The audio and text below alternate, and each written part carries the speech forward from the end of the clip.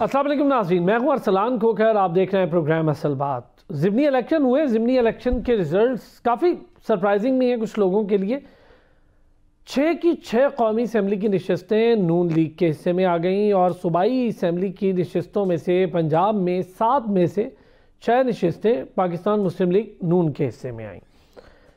काफ़ी बड़े बड़े दावे, बुलंद भांग दावे किए गए और इलेक्शन में कुछ चीज़ें सामने भी आईं। और जिस तरह से इलेक्शन हुए, लोगों का टर्नआउट कहा यह जा रहा है कम रहा, मेरी नज़र में कम नहीं रहा। ये ज़िमनी इलेक्शन है, इसमें कभी भी टर्नआउट को ऐसा हैवी टर्नआउट हमने तो नहीं देखा।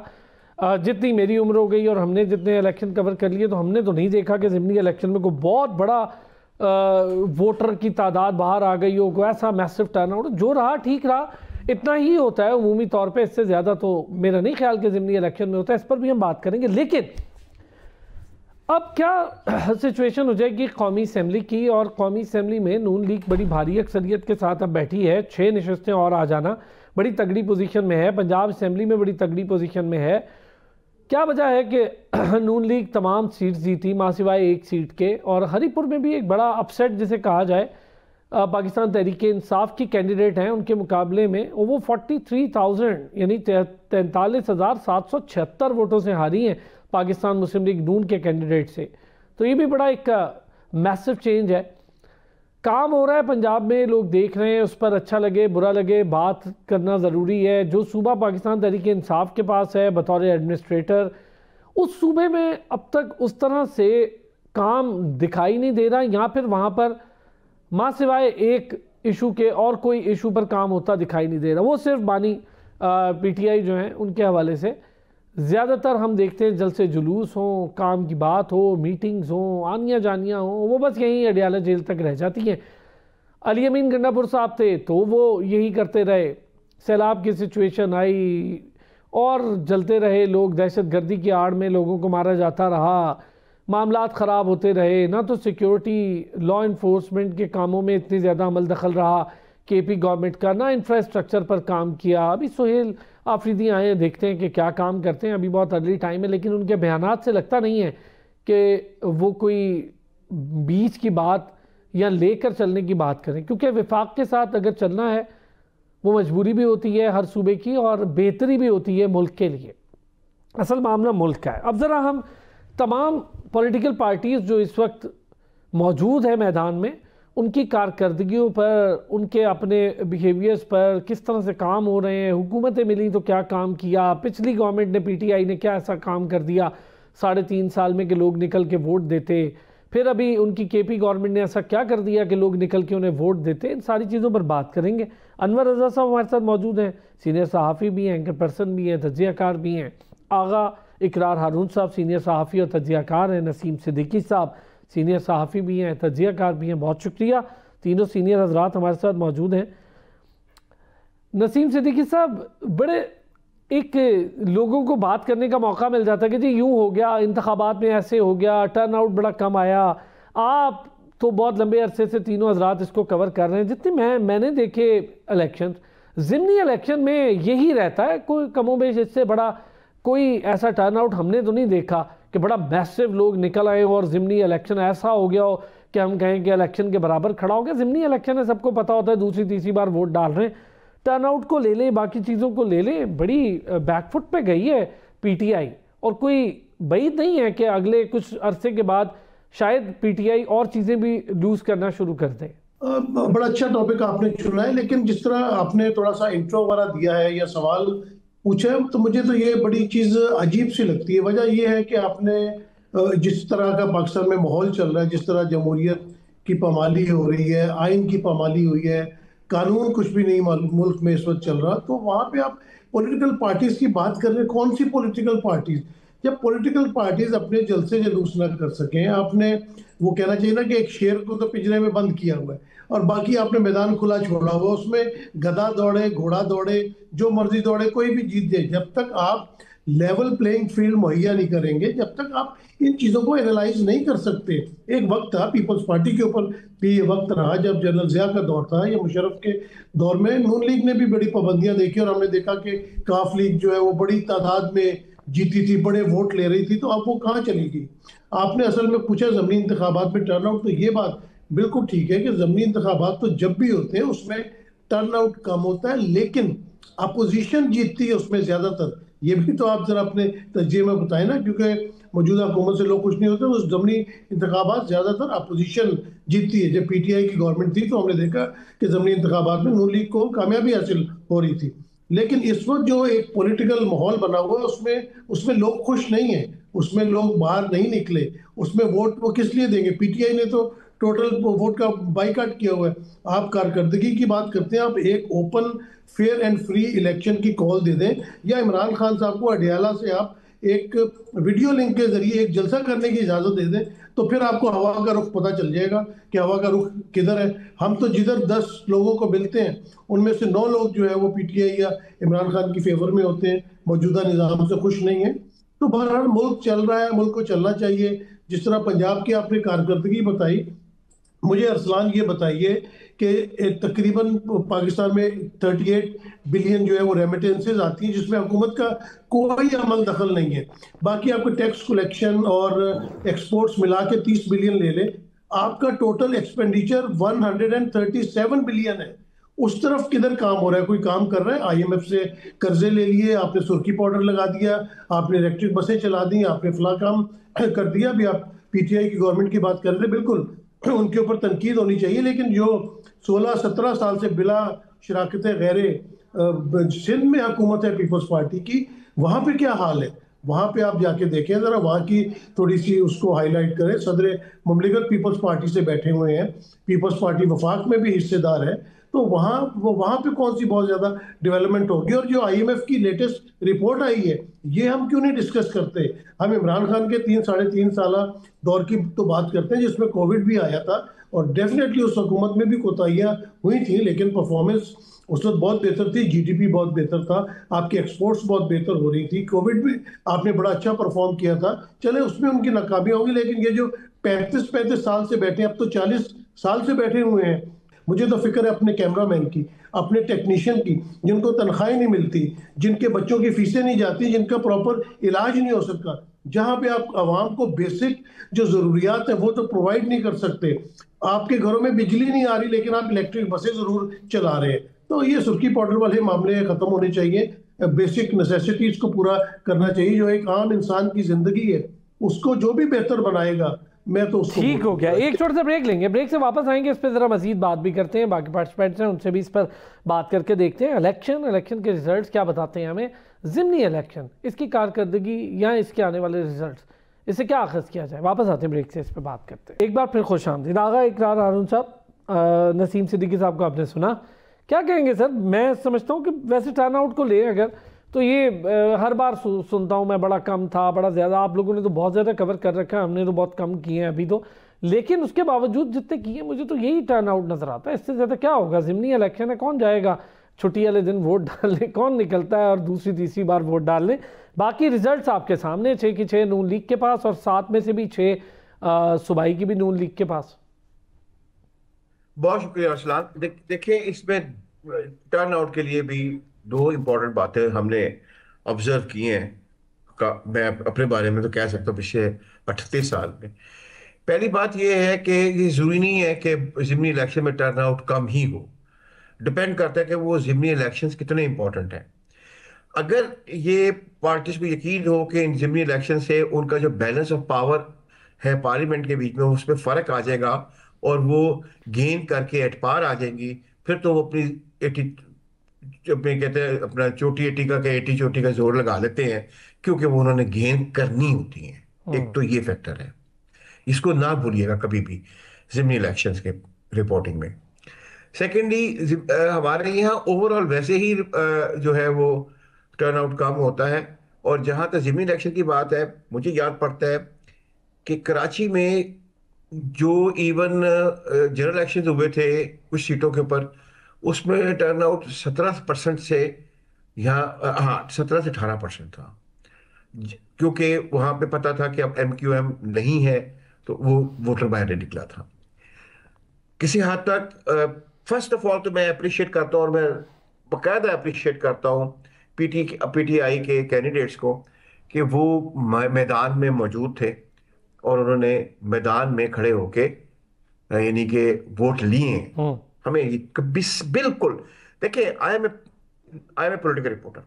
फर्स्ट ऑफ ऑल मैं इनको अप्रिशिएट करता हूँ, और मैं आपको ये बताऊं कि यूजुअली मैं बाहर नहीं निकलता होता हूँ, लड़के जाते हैं फील्ड में। कल मैं खुद जो है, वो मेरे एक दोस्त थे, उन्होंने कहा कि आप आ जाओ, खाना भी हम खिलाएंगे तुम्हें। तो हम लाहौरी लोग हैं। मैं यहाँ से चला गया था यानी कि मानसेरा। तो वो मानसेरा में खाना शाना खा के फिर हमने चेक किया, रास्ते में रुकते हुए आए जो कॉन्स्टिट्यूंसी के पोलिंग स्टेशन थे। देखिए, मैंने खुद देखा है कि कल कैप्टन सफदर उसी तरह ही इलेक्शनिंग करवा रहा था जिस तरह के एक जनरल इलेक्शन होते हैं। तो हमें पीएमएलएन को भी अप्रिशिएट करना चाहिए कि पीएमएलएन ने ये नहीं सोचा कि ये हमें सीटें मिल चुकी हैं तो हमने हमने ले ही जानी है। ठीक है ना? तो मैंने देखा है कि पीएमएलएन ने कल कम से कम एक सीट के बारे में मैं कह सकता हूँ पक्का उसी तरह जोर लगा रही थी। देखिए, पीटीआई का प्रॉब्लम यह है कि पीटीआई के अंदर इतने धड़े बन चुके हैं, इतनी ब्रेक्स हो चुकी हुई हैं कि उनके कैंडिडेट्स के साथ ना कोई खड़ा हो रहा है, ना कैंडिडेट को कोई पैसे दे रहा है, ना कैंडिडेट की कोई कंपेनिंग कर रहा है। फिर भी बेचारा अगर कैंडिडेट खड़ा है और उससे जंग लड़ी है तो आपको उसको अप्रिशिएट करना चाहिए। चले छोड़े जो कुछ हुआ, इसको पॉलिटिकल पार्टी तो है या नहीं है, लेकिन पॉलिटिकल वर्कर तो बेचारे ने ज्वाइन किए ना। पॉलिटिकल वर्कर तो वर्कर होता है। जहां तक बात की मांगे तांगे की, आप ऐसे काम करें, आप एक लिस्ट निकाल के देख लें 70 की 71 की 70 के इलेक्शंस के बाद की, और उसमें देखेंगे कि तकरीब पहले होते थे तकरीबन 50 के करीब लोग ऐसे होते थे जिन्होंने पार्टीज बदलनी होती थी एक इशारे पे। अब वो फिर जब नवाज शरीफ को तोड़ना था, फिर बेनजीर को तोड़ना था, आईजीआई बनानी थी, वो 70 की से बढ़ के 50 से बढ़ के 70, और फिर 70 से मैंने इसमें पूरा वर्किंग पेपर लिखा होगा, एक एकेडमिक पेपर लिखा हुआ। वो तकरीबन चले गए 120 वो लोग जो रियासत के एक इशारे पे रातों रात पार्टी छोड़ के दूसरी को ज्वाइन कर लेते हैं। ठीक हो गया। तो ये तो एक नॉर्मल बात है कि पीटीआई अकेली इसमें जिम्मेदार नहीं है, आईजीआई में भी यही है। नहीं सर, मैं तो ये ठीक है। कह ही नहीं रहा हूं, मैं सिर्फ ये कह रहा हूं कि जो लोग दूसरों को कहते थे, अब पता नहीं ये जहाज में 120 सीट्स नहीं होती नहीं हैं नहीं, या वो तो नहीं। देखिए एक बहरहाल लिस्ट बनाई गई थी ना, एक लिस्ट बनाई गई थी ना स्टेटमेंट्स की कि दूसरों के खिलाफ ये आपने गंद निकालना है या गंद पैदा करना है, गंद बनाना है। तो उस पर उन्होंने काम किया। सो मेरे मुताबिक ये जो लोग अभी आपने शाह महमूद कुरैशी का नाम ले, हाँ ये बात हुई है कि ये जो इस दफा जो यानी कि जो प्रोजेक्ट इमरान जो जो अपने गल जिसको कहते हैं ना, गल गल पड़ जाना जिसको पंजाबी में हम कहते हैं, उससे एक बहुत बड़ा फायदा हुआ है। रियासत के कुछ खानदान से मोहब्बत इंतहा की थी, जिसमें शाह महमूद कुरैशी हो गया, जिसमें ये अभी जिसकी हम बात कर रहे हैं अपना अपना गौहर अयूब की फैमिली हो गई, उमर अयूब की फैमिली हो गई। ये हुआ है कि इस सारे क्राइसिस, ये इमरान खान के क्राइसिस में ये जो बड़े खानदान थे ना, जो रियासती खानदान थे जिनके साथ रियासत ने उनको बेल आउट करना ही होता था, अब की रियासत उसको बेल आउट भी नहीं कर रही। ओके, ठीक हो गया। मैं इस पर और डिटेल सर, इस पे आखिरी दो बातें जी। मेरे भाई ने बड़ी प्यारी बात की कि जी इलेक्ट्रिक बिजली तो है नहीं, इलेक्ट्रिक बसें चला रहे हैं। भाई, बिजली का ना होने का इलेक्ट्रिक बसें चलाने का आपस में कोई तल्लुक नहीं है। ना कोई सेमियोटिक बनता है, ना कोई कॉग्निटिव बनता है, ना कोई पॉलिटिकल बनता है। बिजली है, महंगी है बहुत ज्यादा। बिजली की बसों को चलाना बहुत अच्छी बात है। जो कोई काम अच्छा करता है उसे करने दें। मैं इस पे करूंगा सर बात। अच्छी बात ये जो होती है। मेजरमेंट्स आप बात कर रहे हैं, मैंने ये अगला सेशन इस पे देखना। देखिए, आप ट्रांसपोर्ट आसान करेंगे, पब्लिक के लिए बहुत आसानी होगी। हमने ट्रैफिक को ब्लॉक होते इन्हीं सड़कों पर 2011 से 2017 तक बहुत ज़्यादा देखा, 18 तक देखा। आहिस्ता आहिस्ता चीज़ें बेटर हो रही हैं, हमारे लिए भी आसानियाँ हो रही हैं, लोगों के लिए भी। सस्ती ट्रांसपोर्ट इस वक्त सबसे बड़ा मसला है पब्लिक का। जो लोग ऑफिस जाते हैं, हर किसी के पास गाड़ी नहीं है, हर किसी के पास बाइक नहीं है। अनवर रजा साहब, पहले ज़रा इलेक्शन पे आते हैं, फिर इस पर भी करते हैं हम बैठ के बात। इलेक्शन सर, रिजल्ट आपके सामने, 6 की 6 नशिस्तें। बहरहाल अमूमी तौर पर हम ये देखा जाता है कि अक्सर पॉपुलर डिसीजंस ना लेने की वजह से गवर्नमेंट अताब का शिकार रहती है। लेकिन बहरहाल 6 की 6 नशिस्तें लेना कौमी असम्बली की और 6 ही सूबाई की, तो बड़ा मैसिव रिजल्ट है। अरसलान, बहुत शुक्रिया। देखिए, ये तारीख इस बात की गवाह है कि जिसके पास भी हुकूमत होती है, वो फेडरल गवर्नमेंट हो या सूबाई हुकूमतें हों, ये नशिस्तें उसी के पास जाती हैं। एक बात। दूसरी बात, इंतखाबात में सिर्फ आपने अवामी राय का एहतराम नहीं करना होता, बहुत सारे फैक्टर्स होते हैं जिनको आपने मद्देनजर रखना होता है। जब कभी कोई एक जमात जेरे आताब होती है तो उसके साथ यही होता है, और जो बरसरे इक़्तिदार होती है वो यूं ही करती है। ये तारीख भी गवाह है और हमने देखा भी, और शायद आइंदा भी हम पाकिस्तान में इसी तरह जमहूरी निज़ाम को देखते चले आएंगे। जहां तक रही बात आपके नशिस्तों की, आप देखिए जरा गौर कीजिए कि सिर्फ 2 नशिस्तों के अलावा पाकिस्तान तहरीक इंसाफ ने तमाम नशिस्तों का बायकॉट किया था। 129 जिसमें असलान अहमद जो भांजे हैं हमाद अजहर के और मियां नुमान के दरमियान मुकाबला था, और NA 18 हरीपुर की बात करता हूँ, वहाँ पे उमर अयूब की अहलिया थी और बाबर नवाज थे। अब इस पे कंपैरिजन किया जा सकता है।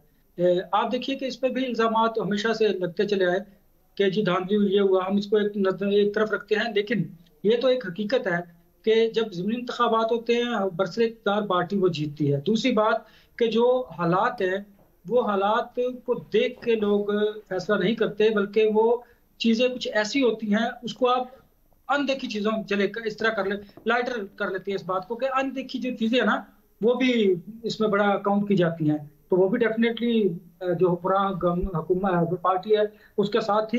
रही बात कारकर्दगी की जो, तो उस पर आ जाते हैं। अगर कारकर्दगी की बुनियाद पर वोट दिए जाते तो फिर मुस्लिम लीग काफ कभी भी ना हारती, जितना उन्होंने परवेज इलाही के दौर में पंजाब में काम किया था। अब कारकर्दगी की बुनियाद देख लीजिए तो IMF की एक रिपोर्ट थी जिसमें 500 खरब रुपए जो थे वो इन्होंने रिकवरी की है 2 बरस के अंदर नैब ने।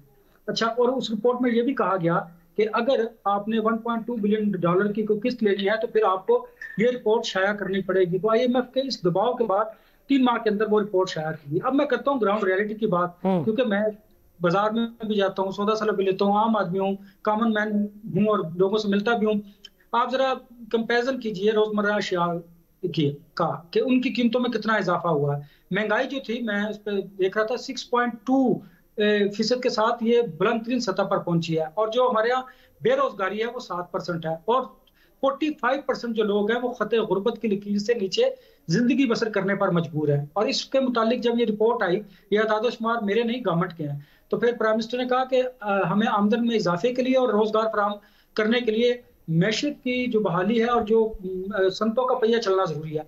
अब आप जरा इस पर भी आ जाइए कि संतों का पहिया कैसे चलेगा, क्योंकि संतों का पहिया तो तब चलेगा ना जब आप उन्हें रिलीफ देंगे। संतों का पहिया जैम है या रुका हुआ है, या फिर संतें पाकिस्तान से बाहर मुंतकिल हो रही हैं। तो फिर मुझे नहीं लगता इस सारी सिचुएशन में हुकूमती इक़दाम एक तरफ कि आम आदमी को रिलीफ मिल पाएगा। आप इंतखाबात की बात करते हैं, जब एक सियासी हिजान हो, एक ऐसा घुटन का माहौल हो, तो फिर इस तरह के इंतखाबात होते हैं और इस तरह के रिजल्ट जो हैं वो भी सामने आते हैं। हमें ये मानना पड़ेगा। आप जाहिर है कुछ बातें कह सकते हैं, कुछ कह नहीं सकते, बड़ा क्रूशल दौर गुजर रहा है, पेका भी है, फिर सख्तियां भी हैं, फिर हालात भी ऐसे हैं, तो लिहाजा हमें बड़ा ना नपी तुली बात करने की जरूरत है।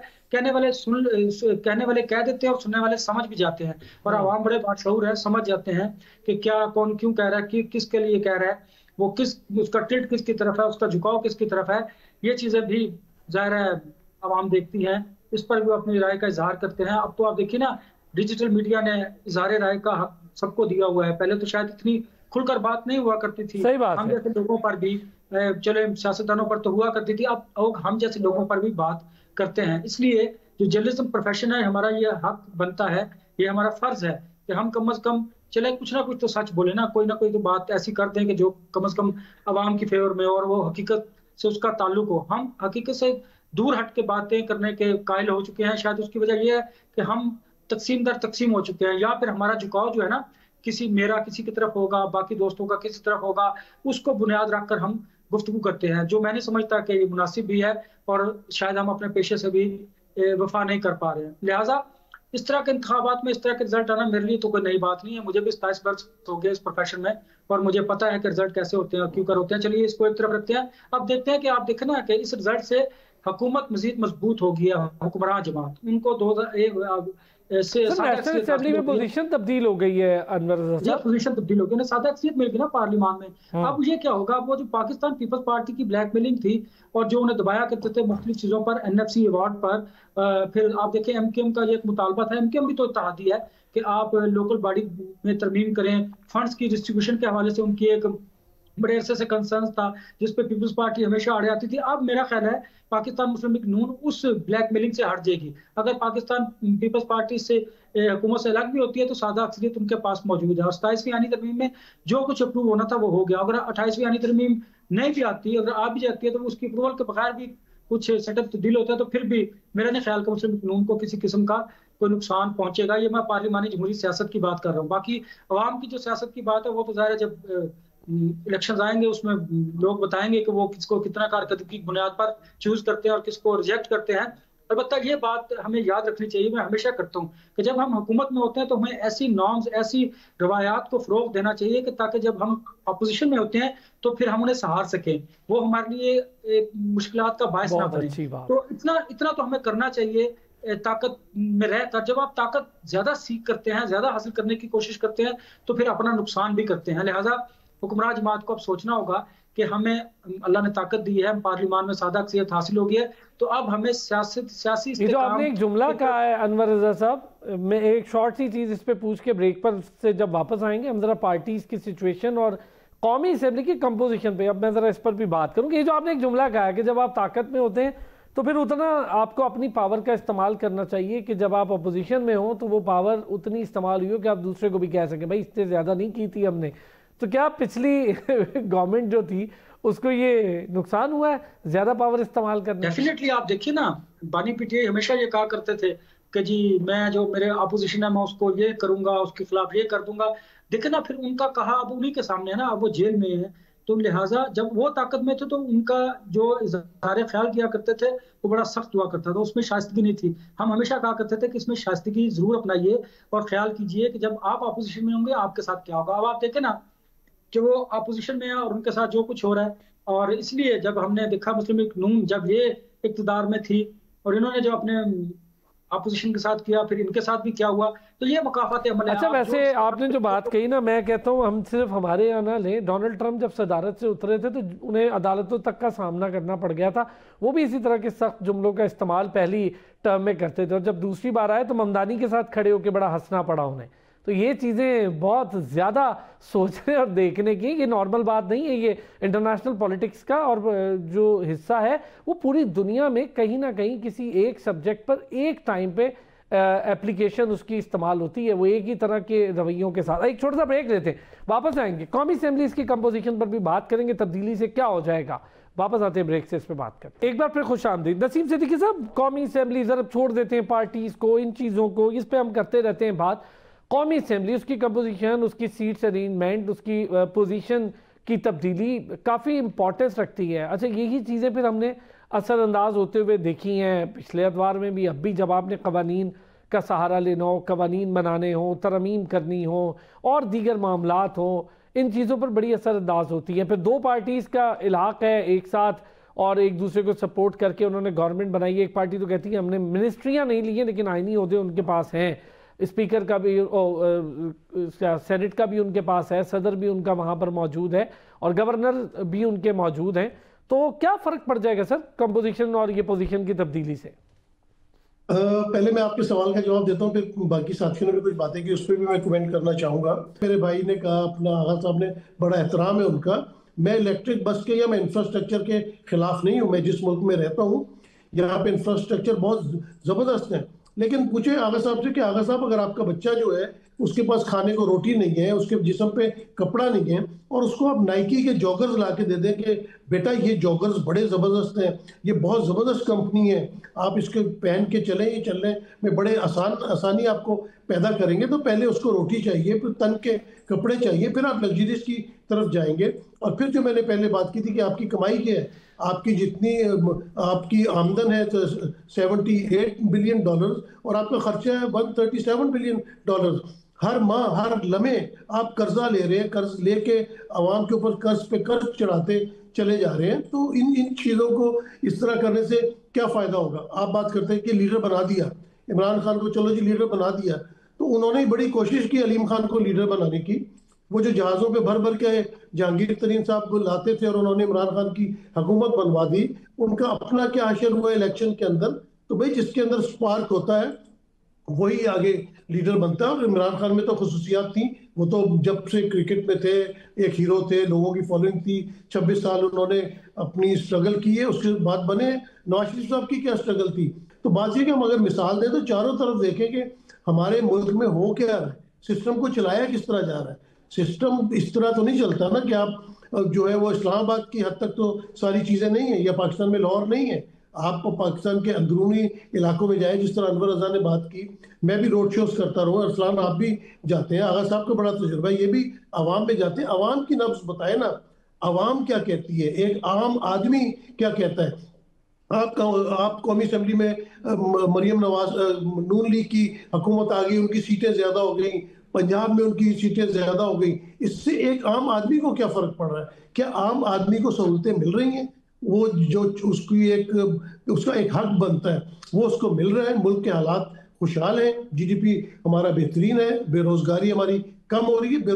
आप बसें चला रहे, बसों पे अरसलान आपने कहा कि बड़ी आसानी हो जाती है, कितने लोगों को आसानी हो जाती है। इतनी बेरोजगारी है, लोगों के पास तो जॉब्स नहीं है, तो वो बैठ के कहाँ जाएंगे, सैर करने जाएंगे। मैंने लाहौर में देखा, उन्होंने मेट्रो चलाई है, वो मैंने देखा कि अक्सर काना से चलती है तो वो पहले से फुल होती है, और पता चलता है कि ये सब लोग दाता दरबार जा रहे हैं, और दाता दरबार पे वो जाके खत्म होती है, और वहां से वापसी पे फिर रश शुरू हो जाता है। तो कारोबार है मुल्क में। आप बताएं, आगा साहब मुझे बताएं कि बेरोजगारी मुल्क से खत्म हो गई है, लोगों को रोजगार मिल रहा है, जिनका रोजगार है। हम तो मीडिया में बैठे हैं, अरसलान आपको पता है, आगा साहब को पता है कितने लोग हमारी फील्ड के जो है वो रोजाना बेरोजगार होते चले जा रहे हैं, कितने लोग हैं उनको तनख्वाहें नहीं मिलती हैं, कितने कितने महीने तनख्वाहें नहीं आती हैं। असल तो मसले ये हैं, हमारा मसला ये नहीं कि कौमी असम्बली में जी अक्सरियत मिल गई नून लीग को, अपने मफाद के लिए अपनी मर्जी की आईनी तरामीम हो रही है, सारी जिंदगी के लिए जो है वो अपना असना लिए जा रहे हैं, सदर हो, वजीर आजम हो, बाकी लोग हो। तो वहां पे अक्सरियत आ भी जाए, मैं तो उस दिन खुश होऊंगा ना जिस दिन हमारे एक आम आदमी को डोर स्टेप के ऊपर जो उसका हक बनता है उसको फैसिलिटीज मिलेगी। जी आगा साहब, आगा इकरार साहब, ये क्या सूबों का जरा थोड़ा सा मुआवजा भी कर लेते काम का, क्या कोई फर्क नहीं पड़ता कि सूबों में कोई काम हो रहा हो और उससे आम आदमी की जिंदगी में कोई तब्दीली आए, ऐसा नहीं होता?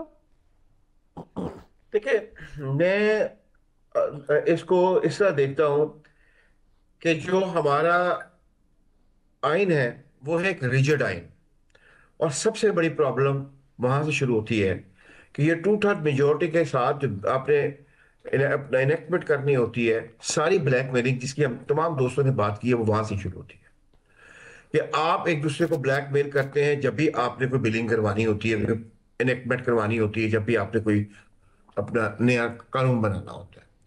तो अगर पाकिस्तान का आप ये कॉन्स्टिट्यूशन रिजेक्ट ना होता तो ये इतनी शेयर जो पॉलिटिकल ब्लैकमेलिंग है, जो हॉर्स ट्रेडिंग कह ले, जो भी जितनी आपने बातें की हैं, मैं एग्री करता हूँ, ये बेसिकली उसकी पैदाइश जो है वो आइन के अंदर से ही है। पहले मैं आपको ये बताना चाहता हूँ। दूसरी बात यह है कि बेरोजगारी पाकिस्तान, मेरा ख्याल है कि इस वक्त दुनिया की सबसे ज्यादा बच्चे प्रोड्यूस करने वाली फैक्ट्री है। कोई भी रियासत, कोई भी हुकूमत, आप यहां से गोल्ड निकालना शुरू कर दें, वो 25 करोड़ अफराद को रोटी नहीं दे सकता है अगर वो खुद उनके बीच में कैपेसिटी बिल्डिंग नहीं है। मैं टीचर हूं, 8-8 लाख रुपए बच्चे खर्च करके जब मेरे पास आते हैं पढ़ने के लिए, तो उनको ना उर्दू आती है लिखनी, ना पंजाबी आती है लिखनी, ना अंग्रेजी आती है लिखनी, लेकिन उनके वालिदैन से वो पैसे ईंट के वो यूनिवर्सिटी तक पहुंच जाते हैं। ठीक, पूरा हमारी जिम्मेदारियां एज ए रियासत जरूर पूरी होनी चाहिए। रियासत की जिम्मेदारी है बच्चों को तालीम दे, होनी नहीं चाहिए प्राइवेट यूनिवर्सिटी जहां में जैसे लोग जाके पढ़ाते हैं, होनी नहीं चाहिए। कहने की मुराद यह है कि सिर्फ जिम्मेदारी हुकूमत या रियासत की नहीं होती है। आपकी इस आबादी को आप किसी तरीके से मैनेज नहीं कर सकते। अगर आप बलूचिस्तान निकाल दें और आप अपने जो माउंटेनस एरियाज हैं जिसको कहते हैं मास एरियाज निकाल दें, तो फिर आप जरा अपने डेमोग्राफिक चेक देखें ना कितनी बनती है। मैंने एक दफा कैलकुलेशन किया था, सर जी 1100 से ऊपर जा चुकी है आपकी डेमोग्राफी अपना पर किलोमीटर। ठीक है, और एक मुताद अंदाजे के मुताबिक वो कहते हैं कि बलूचिस्तान को अगर बिल्कुल ही निकाल दें तो वो 3000 से ऊपर जा चुकी है। बंदे में बंदा चढ़ा हुआ है, इसमें हुकूमत का क्या कसूर है? कहां से हुकूमत अपना लाएगी अपना जॉब्स?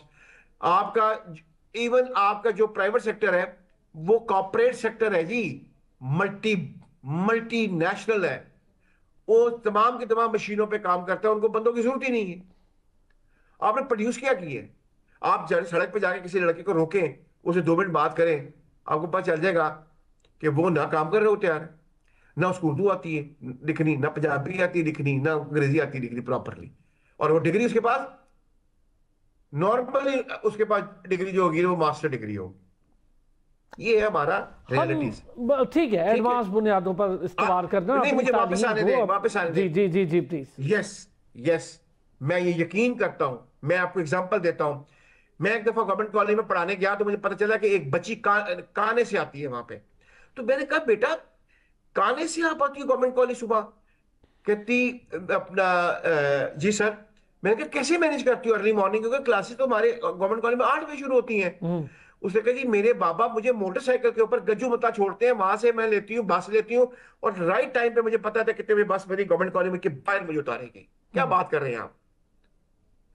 ट्रांसपोर्टेशन दुनिया में लोगों को सबसे ज्यादा ब्रेड अर्नर डेवलप करती है, और एजुकेशन जो है वो इंक्रीज करती है जब आपकी आबादी इस तरह फैली हुई हो। आप बिल्कुल, मैं ये कहता हूं कि कॉस्मेटिक भी काम हो रहे हैं, इश्तहारात पे भी हुकूमत चल रही है, बिल्कुल इश्तहारात पे भी हुकूमत चल रही है, मैं इसमें मुझे शक ही नहीं है। लेकिन जो अच्छे काम है, आप जरा देखते हैं 2018 में लाहौर की क्या हालत थी। सर मैं अभी विजिट करके आया हूं, केपी भी विजिट किया है, अभी रिसेंटली किया सर, केपी भी विजिट किया और लाहौर भी मैंने विजिट किया। लाहौर से भी ज्यादा कहूं, मैं फैसलाबाद भी गया हूं और बाकी इलाकों में भी मैंने विजिट किया। बहुत मैसिव चेंज है सर, काफी चेंज है। 2018 में मैं पक्का लाहौरी हूं, 2018 से लेकर 2022 तक एक कूड़े का ढेर था लाहौर, क्योंकि इन्होंने वो कंपनी को निकाल दिया रातों रात। ठीक है सर, किसी को दिया मैं इस पे थोड़ी सी बात, अनवर भाई प्लीज थोड़ा सा इस तरफ के, हम लोग बहुत सारी चीजों पर बहुत ज्यादा बात कर रहे होते हैं, लेकिन हम ये जो कंपोजिशन है जिसका आपने जिक्र किया, इससे तक बहुत तब्दीलियां भी आती हैं। ऐसा नहीं है कि आम आदमी के लिए हम कहें इसमें क्या, आपने कवानीन बनाने होते हैं, असेंबली के फ्लोर पे जो फैसले करने होते हैं, सारी चीजें इससे जुड़ी होती हैं। अरसान देखिए, इस वक्त जो कौमी असम्बली में पार्टी पोजीशन है, मुस्लिम लीग नून जो है वो 132 नशिस्तें उनके पास, और 7 नशिस्तें जीतने के बाद उनकी 132 हुई हैं, और MKM 22 है, PMLN Q जो है वो 5 है, IPP 4 है, PML ज़िया जो है 1 है, BAP 1 है, NP 1 है, और आज़ाद जो है वो 4 है। इस तरह इनकी 170 बनती है, और 169 जो है वो सादा अक्सरियत है। पाकिस्तान पीपल्स पार्टी की 74 जो नशिस्तें हैं वो अगर निकाल दी जाए। अब आते हैं अपोजिशन की तरफ। PTI की जो आज़ाद है जी 71 है, आज़ाद 4 है, सुन्नी इत्तेहाद 1 है, JUIF 10 है, BNP 1 है, पख्तूनख्वा मिली अवामी पार्टी 1 है, और मजलिस वाहिदत मुस्लिमीन जो है वो भी 1 है। 89 बनती हैं अपोजिशन की। ये तो पार्टी पोजीशन इसलिए मैंने आपके सामने रखी कि अब अगर आपने कोई बिल पास करने हैं तो आपके लिए सादा अक्सरियत की जरूरत है। 27वीं आनी तरमीम में ऑलमोस्ट सब कुछ हो गया, और अगर 28वीं आनी तरमीम आएगी भी तो उसमें जो लोकल बॉडीज है और जो नए सूबे हैं, जो इस तरह की चीजें होंगी वो शायद आए और शायद ना आ सकें। ये अभी कबल वक्त है, इस पर राना सनाउल्लाह, तारड़ साहब, बाकी लोग बात तो करते हैं जी। उन्होंने तो कहा है कि सेहत और ये जो बाकी NFC के मामलात हैं ये और लोकल बॉडीज पे काम होगा। देखिए NFC की बात जो मैं उधर ही आ रहा था कि 4 दिसंबर को NFC का इजलास तलब किया गया है। NFC के इजलास में इंपॉर्टेंट बात किया है कि जो वफाक दिफाई अखराजात करता है, ये एडिशनल दिफाई अखराजात की बात करता हूँ, वो बेयर करने पड़ते हैं सिर्फ वफाक को, क्योंकि वफाक के पास 40% रहता है, 60% जो है वो 18वीं आनी तरमीम और NFC अवार्ड के तहत सूबे ले जाते हैं। अच्छा, वफाक जो है ना 30% उसमें दे देता है, कर्जों का सूद की अदायगी कर देता है। 30% में से 40% में 10% जो है वो अखराजात किए जाते हैं। अखराजात पूरे नहीं होते, नए टैक्सेस लगते हैं, इधर उधर से इस किटी से निकाल कर पैसे जो है वो पूरे किए जाते हैं, अखराजात पूरे किए जाते हैं। दिफाई अखराजात जो है अब उस पे मामले पे बात की जा रही है। वफाक ने कहा कि मुझे बताएं ना, शहबाज शरीफ साहब ने ये बात पीपल्स पार्टी से कही कि जो डिफेंस के इजाफी अखराजात है वो वफाक पे कर रहा है, करना काम सब सूबों में कर रहा है, पूरे मुल्क में दिफा के लिए काम किया जा रहा है, फौज चारों सूबों में मौजूद है, सरहदों पर मौजूद है, तो वफाक के पास तो पैसे नहीं, वो कैसे इसे पूरा करेगा। NFC अवार्ड में कट लगाया जाना था, इस वजह से ये बात की जा रही थी, जिसको अपोज किया है पीपल्स पार्टी ने, बिलावल भुट्टो जरदारी ने, कि वो नहीं करने देंगे ऐसा। तो फिर वो पेमेंट कैसे की जाएगी? या तो वो सूबे अंडर द टेबल वो पेमेंट करेंगे वफाक को, तो वो अदायगियां की जाएंगी, ये मामला इस तरह तय किया जाएगा। बाकी उसमें जो निटी-ग्रिटीज है वो चारों सूबे बैठकर तय कर लेंगे, बकाया जाते हैं वो वफाक ने केपीके के अदा करने हैं, ये चीजें हैं। नए सूबों की बात की जा रही है। फिर आप देखिए और इसमें बहुत कुछ ये शायद ले आए, बातें कर ली जाए 28वीं आईनी तरमीम में।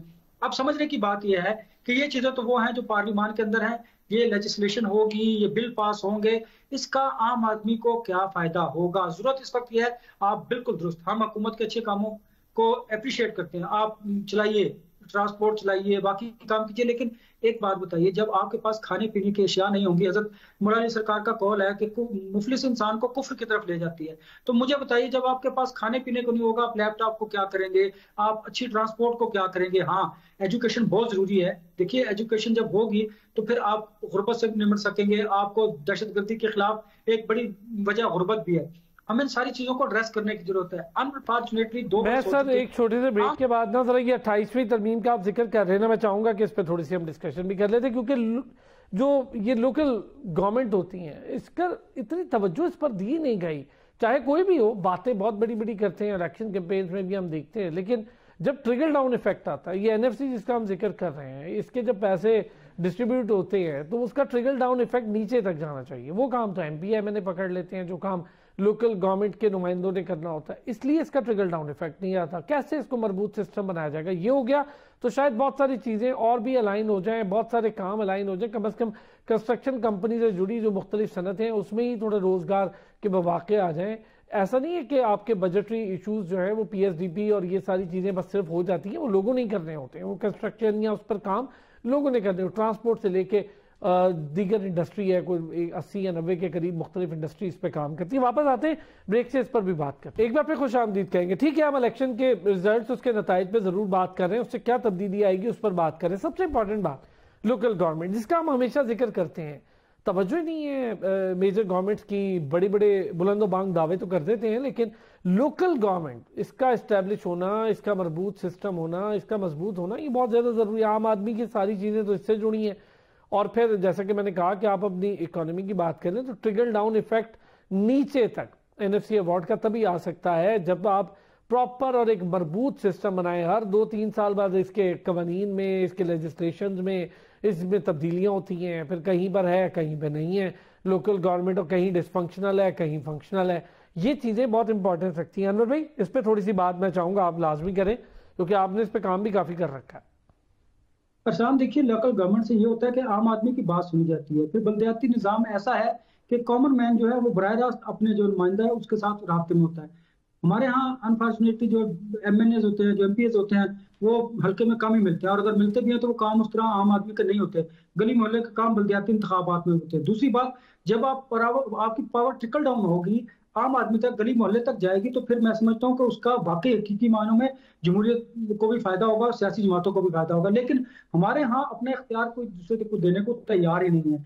हर बंदा ये चाहता है मुझ समेत कि मेरे तमाम इख्तियार मैं सल्व कर लूँ और मैं अपने पास रखूँ। इससे खराबी पैदा होती है। बाकी हम देख रहे हैं कि जो हमारा जमहूरी निज़ाम हुकूमत है, आप देखते हैं कि हर शख्स जो है वो जमहूरियत को, आवाम को एक सीढ़ी के तौर पर तमाम सियासी जमातें इस्तेमाल करती हैं, और फिर वो इक़्तिदार में आकर आवाम को तो भूल जाती है। हालांकि इक़्तिदार में आने के लिए अब आवाम की जो उमंगें और ख्वाहिशात पहले हुआ करती थी वो अब नहीं रही हैं। अब तरीकाकार कोई और है आपको इक़्तिदार में आने के लिए, वो ये अडॉप्ट करना पड़ेगा तमाम सियासी जमातों को। आपने जमहूरी उसकी बल्दियाती निज़ाम की बात की। देखिए, मैं, अगर आप मुझे इजाजत दीजिए, कराची में एमकेएम और पाकिस्तान पीपल्स पार्टी के दरमियान यही मामला तनाज़ा शिद्दत इख्तियार किए हुआ है। और जो हुक्मरान जमात है मुस्लिम लीग नून, वो कुछ नहीं कर पा रही। इसलिए नहीं कुछ कर पा रही क्योंकि वो ब्लैकमेल हो रही है। उन्हें पता है कि हमने बहुत सारी आईनी तरमीमों में पाकिस्तान पीपल्स पार्टी को साथ रखना है। हालांकि बलूचिस्तान में, केपीके में, सिंध में बल्दियाती इंतखाबात हो चुके हैं। पंजाब और इस्लामाबाद बदनसीब है, यहाँ पर इंतखाबात होने बाकी हैं। यहाँ पर अगर पंजाब में हुए भी तो वो मार्च अप्रैल के बाद कहीं जाकर होंगे, अगर हुए तो। इस्लामाबाद में भी होने की बाकी है। देखिए, बल्दियाती निज़ाम जो है आपका, वो आपकी जमहूरियत की जड़ें हैं, वो आपकी जमहूरियत की रूह को मजबूत करती हैं। आम आदमी को रिलीफ मिलता है, आम आदमी की बात सुनी जाती है। जब आप बल्दियाती निज़ाम और लोकल गवर्नमेंट को बिल्कुल एक तरफ रखते हैं तो फिर यही सिस्टम होता है जो हो रहा है। फिर ना तो किसी की बात सुनी जाती है और ना ही आम आदमी को रिलीफ मिलता है। मेरा ख्याल है कि गवर्नमेंट को, अब पंजाब गवर्नमेंट को भी देखना चाहिए, अगर वो वाकई चाहते हैं कि उनकी सियासी जमात की जड़ें आम आदमी तक जाएं, जो कि सूरत हाल है कि नहीं जा पा रहे हैं, वो कोई भी वजह हो सकती है, वो सब उसको जानते हैं। तो उसके लिए जरूरी है कि आप बलदियाती निज़ाम को बेहतर करें, वहां पर इंतखाबात में लोकल गवर्नमेंट लेके आए ताकि आम आदमी की बात सुनी जाए। देखिए, जब आप अपनी तंजीमें न करेंगे और बलदियाती निज़ाम को लेके आएंगे तो आपकी सियासी जमात मजबूत होगी काम के जरिए, खिदमत के जरिए। अदरवाइज फिर लोग इसी तरह जो आप सर्जरी कर रहे हैं ना, कॉस्मेटिक सर्जरी करते हैं, उसका फिर वक्ती फायदा जरूर होता है आपको, लेकिन उसके लॉन्ग टर्म फायदे नहीं होते। देखिए ना, अब पहले क्या होता था कि अब आप देख रहे हैं, मिसाल देखें कि जड़ें जो थी पॉलिटिकल पार्टीज की वो आवाम के अंदर होती थी। एक वक्त था कि जब पाकिस्तान पीपल्स पार्टी पूरी पाकिस्तान की, पूरे मुल्क की जमात कहलाती थी, अब वो सिंध तक महदूद होगी। अनफॉर्चुनेटली मुस्लिम नून देख लें, एक वसी जमात थी, पूरे मुल्क की जमात थी, वो भी पंजाब तक महदूद होकर रहेगी। अब इस तरह के जब आप इस तरह के इक़दाम करेंगे तो फिर आप कमजोर होंगे, फिर सियासी जमातें अवाम की ताकत से इक़्तिदार में नहीं आएंगी, फिर वो कोई और सीढ़ी इस्तेमाल करेंगी। इसलिए बलदियाती निज़ाम को मजबूत करना बहुत जरूरी है आपके जमहूरी निज़ाम के लिए, अपनी सियासी जमातों को मजबूत करने के लिए। और तीसरा उसका बड़ा फायदा यह है कि आम आदमी को भी उसका फायदा होगा, उसको रिलीफ मिलेगा। अदरवाइज फिर हालात इसी तरह बिगड़ते चले जाएंगे और आम आदमी को कोई फायदा नहीं होगा। हम फिर बात करेंगे सियासतदानों की, करप्शन की, बड़े बड़े मेगा स्कैंडल्स की, लेकिन आम आदमी की बात कोई नहीं करेगा कि जखीरा अंदोजी कैसे होती है, चीनी चोरी कैसे की जाती है, आटा महंगा कैसे कर दिया जाता है। प्राइस कंट्रोल कमेटियां भी अपना काम उस तरह नहीं कर पा रही हैं, हमारे तो वो भी बड़ी परेशानी है। प्राइस कंट्रोल सर, सबके एक दुकान से दूसरी दुकान चले जाएं, हम आम आदमी है, पता करते हैं तो हर किसी के रेट अलग हैं। ये बहुत बड़ा मसला है, सही कह रहे हैं, आम आदमी के इश्यूज। और दूसरा ये जो मैंने कहा कि जो काम एमपीएज और एमएनए से पकड़ रखे, काम तो लोकल गवर्नमेंट का है, वो उनका करना काम है और बड़ी रियलिटी है ये, उनका करना काम है। उससे 10 लोगों के रोजगार भी जुड़े होते हैं। कोई अरीब करीब का छोटा ठेकेदार को कोई काम मिल जाता है, उसके साथ जुड़े मजदूर होते हैं, ये इंडस्ट्री चल पड़ती है। लोकल गवर्नमेंट कितना जरूरी है नसीम भाई? और फिर तो आपने भी देखा, हमने भी देखा, बड़े बुलंदोबांग दावे पहले भी गवर्नमेंट करती रही, ये भी कर रहे हैं, इससे पहले भी करते रहे, लेकिन ट्रिकल डाउन इफेक्ट नहीं है एनएफसी का। एक जगह आके एनएफसी अवार्ड की बात बड़ी जरूरी हो जाती है। 18वीं तरमीम है जी, एनएफसी अवार्ड है।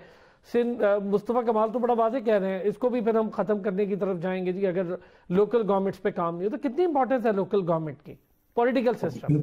देखो अरसलान, बड़ा अच्छा सवाल आपका। ये लोकल गवर्नमेंट बहुत जरूरी होती है, क्योंकि जब तक आप ट्रिकल डाउन इफेक्ट नहीं लाएंगे, नीचे तक आप नहीं लेके आएंगे जो एक दूसरे को जवाब दे होंगे लोग। हम जिन कंट्रीज में रहते हैं, यहाँ पे लोकल गवर्नमेंट से, मुझे तो अपनी बोरो का पता है, मुझे जो अपनी प्रॉब्लम होती है मैं बोरो में डिस्कस करता हूँ, मेरे मसाइल को हल किया जाता है। लेकिन ये ऐसा कौन नहीं करना चाहता? अभी कौमी असेंबली की भी बात हो रही थी कि आईनी तरमीम होती है, ब्लैकमेलिंग होती है, कौन करता है ब्लैकमेलिंग? इस पे बात करें ना, ब्लैकमेलर कौन है जो हमेशा सियासी जमातों को कौन ब्लैकमेल करता है? और ये जो आईनी तरमीम होती हैं, ये कौमी असेंबली में डिस्कस होती हैं, उसके बाद पास होनी चाहिए। ब्लैकमेलिंग से पास होती है, इसका मतलब है कोई अपना जाती या इदारे के मफाद को सामने रख के आईनी तरमीम करवाई जाती है। पॉलिटिकल जमातें एक दूसरे के लिए करती हैं, आपने नहीं देखा, हमने नहीं देखा। अभी 2 जमातों की हुकूमत होगी तो एक जमात कहेगी कुछ चीजें हमारी मान लो, एक कहेगी कुछ अपनी मान लो। सर आए वापस इस पे जल्दी से, मैं चाहूंगा हम जरा ये लोकल बॉडीज तक, बड़ा जरूरी है, मैं चाहूंगा इस पे आपका व्यू आए। जी जी बिल्कुल, मैं लोकल बॉडीज की बात ही कर रहा हूँ कि लोकल बॉडीज बड़ी इंपॉर्टेंट है, बिल्कुल होनी चाहिए। अभी जिस तरह मेरे दोस्त ने आगा साहब ने बात की कि वो जो हमारे बच्चे हैं, ना इंग्लिश लिखनी आती है, ना उर्दू लिखनी आती है, ना पंजाबी लिखनी आती है, लेकिन वो गज्जू मत्ता से जो काना से है ना, वो बस पे बैठ के आ जाती। तो भाई उस बस पे बैठ के आने का क्या फायदा है? आप उसको तालीम तो दें, जो उसकी जरूरत है वो आप उसको दे नहीं रहे। आप उसे बसों में बिठा दिया, आप उसको काना में तालीम बेहतर करें, काना में, कि वो काना में रह के उसको बेहतर तालीम मिल सके। तो मेरा पॉइंट ये है कि जो बेसिक नेसेसिटी है, सेहत है, तालीम है, इसकी तरफ, इसकी बेहतरी की तरफ जाए, इसकी तरफ कोई तवज्जो नहीं दे रहा जी। अच्छा आगा साहब प्लीज, लोकल बॉडीज और इस पर 28वीं तरमीम देख रहे हैं कि इसी के हवाले से चीजें कुछ बेहतर भी हो जाएंगी, और तरमीम के बाद क्या कोई बड़ा फर्क पड़ जाएगा लोकल बॉडीज के लिए? ये तो वैसे भी शुरू से होनी चाहिए, ये तो आपके आइन का हिस्सा है, होनी चाहिए। ऐसा क्या जरूरत पड़ रही है कि इसके लिए एक तरमीम आए? देखिए, बात यह है कि हेल्थ और एजुकेशन, जब मैं बच्चा था तो ये लोकल बॉडीज बीडी सिस्टम के तहत थी। आपको याद होगा, म्यूनिसिपल कॉर्पोरेशन की डिस्पेंसरी होती थी और एमसी स्कूल होते थे, याद है जी? म्यूनिसिपल कॉर्पोरेशन स्कूल्स होते थे। हमारा जो सिस्टम उसके बाद आया है, उसमें जो पीएमएलएन है ना, वो तो भागती है लोकल बॉडी इलेक्शन से या लोकल बॉडी सिस्टम्स की ताकत से, जैसे गलेर को देख के कुत्ता भागता है, ठीक है। वो कभी नहीं कराएगी इलेक्शन, कराएगी भी तो वो इतने को वाइड किस्म की इलेक्शन कराएगी, कोई ताकत नहीं देगी। एक दफा कराया था उन्होंने इलेक्शन, वो पैसे नहीं देगी, ताकत नहीं देगी, वो डिप्टी कमिश्नर को पावर देगी, ठीक है। बाकी कहेंगी तुम इसके गुलाम हो, ठीक है। सुबह जाकर रोज हाजिरी लगाओ डिप्टी कमिश्नर को, अगर उसकी मर्जी होगी वो आपको मिल लेगा, अगर मर्जी होगी वो आपकी एप्लीकेशन पढ़ लेगा। पीएमएल साइकोलॉजिकली लोकल बॉडीज के खिलाफ है, क्योंकि उन्हें पता है कि उन्होंने पाकिस्तान पीपल्स पार्टी को के साथ मिलकर जो तबाह बर्बाद किया था वो लोकल गवर्नमेंट के प्रोसेस से किया था। ठीक है अनवर रजा साहब। अच्छा अरसलान, देखिए लोकल बॉडी जो कवानीन है कम से कम वो उसमें तरमीम होंगी, वो मजबूत होंगे, हम उस पर बात जरूर कर सकेंगे। अच्छा उसमें ट्रिकल डाउन इफेक्ट होगा, इत्तेदाद निचली सतह तक मुंतकिल होगा नहीं होगा वो अलग बात है, लेकिन कम से कम जब कवानीन होंगे हम उस पर बात जरूर करेंगे। उसका फायदा ये होगा आपको बाद में, खासता पंजाब में भी अगर इलेक्शन करवाने पड़ेंगे तो आम आदमी की बात सुनी जरूर जाएगी। इख्तियारात हो ना हो, लोग अपने नुमाइंदे तक जरूर पहुंचेंगे और नुमाइंदा जो है वो अपने MP और MNA से बात जरूर करेगा। उसका 100% नहीं तो कम से कम 30-40% फायदा जरूर आम आदमी को होगा। बहुत शुक्रिया। अनवर रजा साहब हमारे साथ मौजूद थे, आगा इकरार हारून साहब हमारे साथ मौजूद थे, नसीम सिद्दीकी साहब मौजूद थे। कल फिर होती है आपसे मुलाकात, अपना ख्याल रखिएगा।